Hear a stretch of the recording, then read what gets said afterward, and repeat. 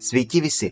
Šiandien mes vėl išspręsime 24 metų valstybinio egzamino antrą uždavinuką, bet jau taikant didžiųjų duomenų apdorojimo metodą MapReduce. Prieš pradedant, prašau paspauskite mygtukus like ir subscribe. Jeigu mes išvis pažiūrėsime į tai, kas yra MapReduce, tai pas mus yra kažkoks kiekis duomenų ir mes turim pritaikyti map funkciją tam, kad duomenys turėtų formą rakto ir reikšmės. Kaip pavyzdys, pas mus yra kažkoks tekstas ir visas tas tekstas tai ir yra big data. Ir mes po to paimam kiekvieną žodį ir taikant tą map funkciją turime pasakyti, o kiek kartų tam tikras žodis buvo pakartotas. Tai mes visą tekstą skaidome į atskirus žodžius ir po to taikant map funkciją mes padarysime taip, kad pas mus būtų žodis ir prie to žodžio vienetas. Nes kol kas tas žodis, kurį mes matome, buvo pakartotas tik vieną kartą. Ir po to, taikant funkciją reduce, mes apjungsime informaciją pagal tam tikrą raktą, šiuo atveju tai pas mus tam tikras žodis, kuris buvo pakartotas kelis kartus, ir ta reduce funkcija galėtų atrodyti taip. Mes tiesiog paimsime kiekį vieno, kiekį kito ir sudėsime ir atiduosime atgal naują rezultatą. Ir kai ta reduce funkcija bus pritaikyta kiekvienam raktui, kuris sutampa, tai mes gausime kiekį tam tikrų raktų, arba šio uždavinuko atveju žodžių, kurie pasikartoja tam tikrą kiekį kartų tekste. Jeigu mes pažiūrėsime į tą uždavinuką, tai čia map funkcija galėtų atrodyti taip. Taikant tą map funkciją mes turime kaip raktą gauti dienos numerį ir laiką, ir po to kaip reikšmę mes turime gauti informaciją, ar kambarys tuo metu yra laisvas ir kas iš žmonių gali ateiti tuo laiku. Tai mes turime parašyti map funkciją, bet mes matome, kad informacija pas mus atrodo skirtingai. Vienu atveju tai pas mus dienos numeris ir laikas, kada tas kambarys yra laisvas, kitu atveju tai pas mus yra žmonės, kurie gali ateiti tam tikrų laikų. Tai pas mus turėtų būti šiuo atveju dvi map funkcijos. Tai mes imsime line, kuris pas mus ateina, ir pirmi 3 simboliai, kaip mums buvo pasakyta, tai dienos numeris. Tai mes tiesiog tos 3 simbolius paimsime ir išsaugosim kaip dienos numerį. Po to pas mus bus laikai, tai mes tos laikus turėsime irgi paimti ir išsaugoti kaip masyvą. Ir toliau mes turime praeiti pro valandas ir atiduoti informaciją.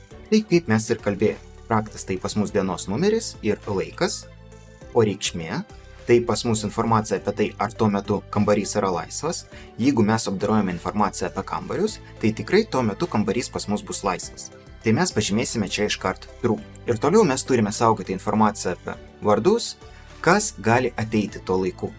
Tai jeigu mes apdorojame informaciją apie kambarį, tai čia mes nežinome, o kas ateis. Tai paliekam tuščią masyvą. Ir toliau mes turime mapinti žmonių informaciją. Tai mes žinome, kad 12 simbolių užima vardas ir toliau informacija apie tai, kiek pas mus bus elementų. Tai mes sukursime masyvą days hours, kad žinoti, kada ir kelintą valandą galės žmogus ateiti, tik mums nereikalingas tas pirmas skaičius. Tai mes tiesiog nuo jo atsisakysime tokiu būdu.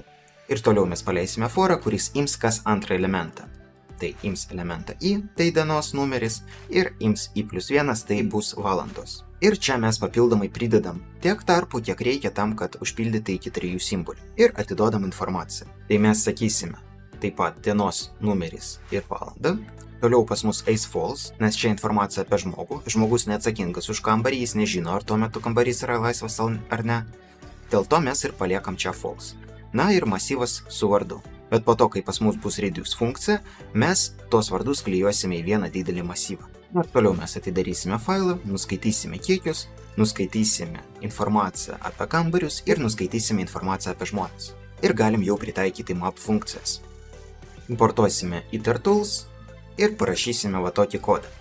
Taikant funkciją map, perdam informaciją, kurią mes turime sumapinti, ir map funkciją perdam taip pat.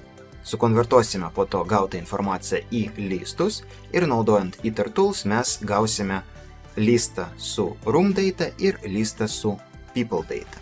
Ir sukonkatenuosim tos 2 listus į vieną didelį mapped data listą, su kurio toliau ir dirbsime. Galim dabar viską išvesti į failą ir pažiūrėsime, kaip tai atrodo. Paleisime tą kodą, matome, kad pas mus atsirado mapped data ir galim pažiūrėti, kaip jis atrodo.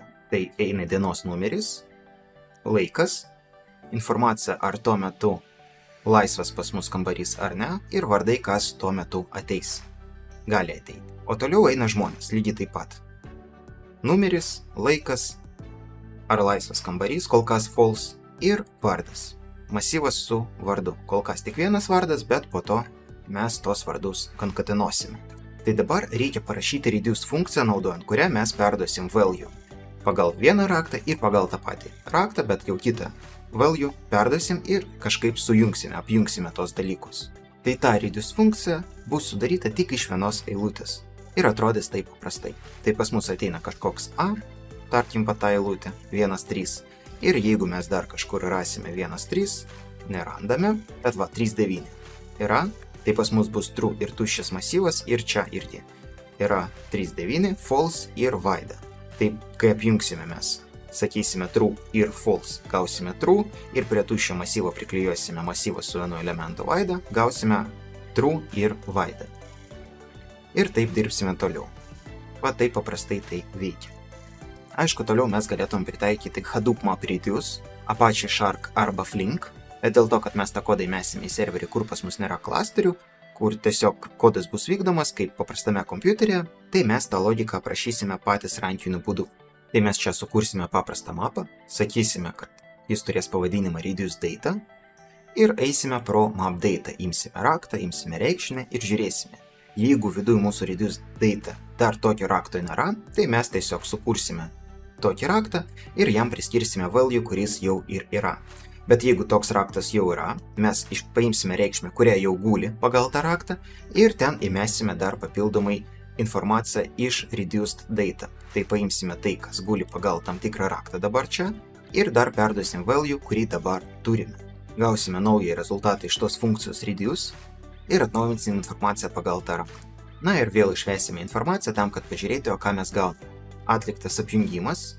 Ir mes matome, kada tiek žmonių gali ateiti, kokiais laikais. Ir dabar mums liko padaryti paskutinius patikrinimus. Mes atidarysime rezultatų failą, į kurį viską rašysime.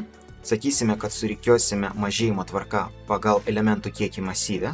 Tai kuo daugiau pas mus vardų, to pirmiau masyvė pas mus bus tas elementas. Ir po to pažiūrėsime, jeigu value nulinis, tai pas mus yra true. Ir elementų kiekis masyvė pas mus yra didesnis nei 3, tik tada mes tą informaciją galim išvesti. Tai kaip uždavinys ir prašo, mes išvesime dienos numerį, laiką, kiekį dalyvių ir po to vardą kiekvieno dalyvio. Panaikinsime nereikalingus printus ir pateiksime tą kodą. Ir kaip jūs matote, tas kodas be problemų praeina kiekvieną iš visų testų. Tai šiandien jūs sužinojote, kas yra MapReduce. Jei turite kokių klausimų, galite parašyti komentarą ir iki sekančios pamokos.